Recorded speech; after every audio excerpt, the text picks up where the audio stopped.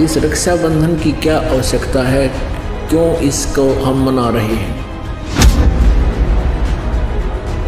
अब रक्षाबंधन का उद्देश्य क्या है कि भाई राखी इसलिए बांधते हैं कि वो हमारी रक्षा करेगा, और भाई की रक्षा कौन करेगा।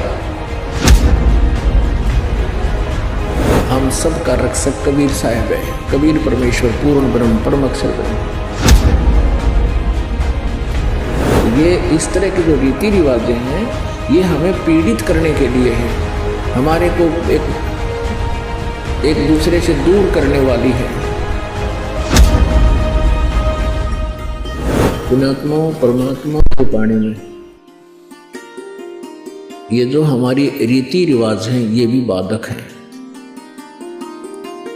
परमेश्वर ने कहा है कि मन कर धीर बांध ले रे बौरे और छोड़ दे न पछलों की रीत। अब जैसे कल या आज जैसे भी राखी का त्योहार था, रक्षाबंधन का त्योहार था। इस रक्षाबंधन की क्या आवश्यकता है, क्यों इसको हम मना रहे हैं। ये काल के चलाए हुए अपने इस टाइम पास करने की खातिर, टाइम वेस्ट करने के लिए और हमें पीड़ित रखने के लिए एक ये रीति बना रखी है।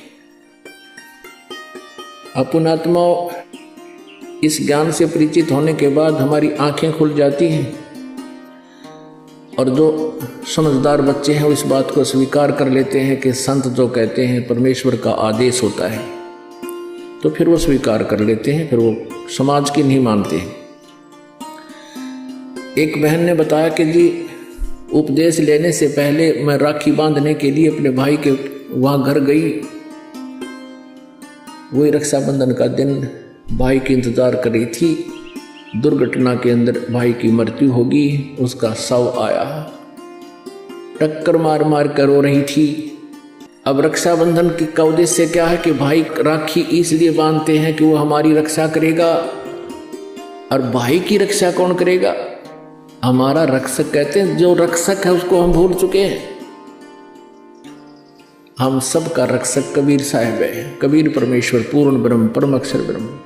हम सब ने भाई और बहनों ने मिलकर परमेश्वर कबीर जी का रक्षाबंधन बांधना चाहिए, राखी, ताकि भाई और बहन दोनों का रक्षक हो जाए। कबीर साहब को रक्षाबंधन कैसे बंधेगा, हम उसकी शरण में आ जाएंगे। और जो जाकी शरणा बसे ताको ताकी लाज, जल सो ही मछली चढ़ जा बह जाते गजराज। हमने अपने परमात्मा को राखी बांधनी चाहिए। और दूसरा एक और दुख पैदा करती है ये रक्षाबंधन का दिन, जिन बहनों का भाई नहीं, अब वो रोती हैं पिछले कमरों में बैठ कर अकेली, आए हमारा भाई को नहीं, हम किसके राखी बांधेंगे।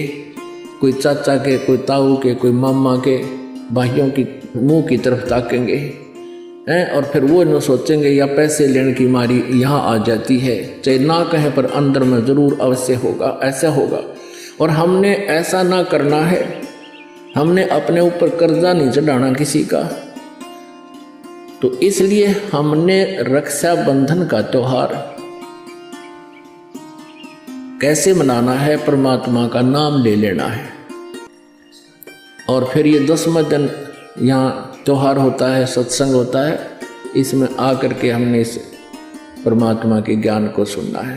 तो ये इस तरह की जो रीति रिवाजें हैं ये हमें पीड़ित करने के लिए है, हमारे को एक दूसरे से दूर करने वाली है। अब रिवाजें बन गई हैं कि बहन राखी बांधना आवेगी, उसको कुछ देना पड़ेगा, एक मजबूरी सी बन गई। तो ये भी हमारे नाते में दरार पैदा करती है। तो पुण्यात्माओं, जिन्होंने परमात्मा पाना है तो परमेश्वर के विधान को अपनाना ही पड़ेगा।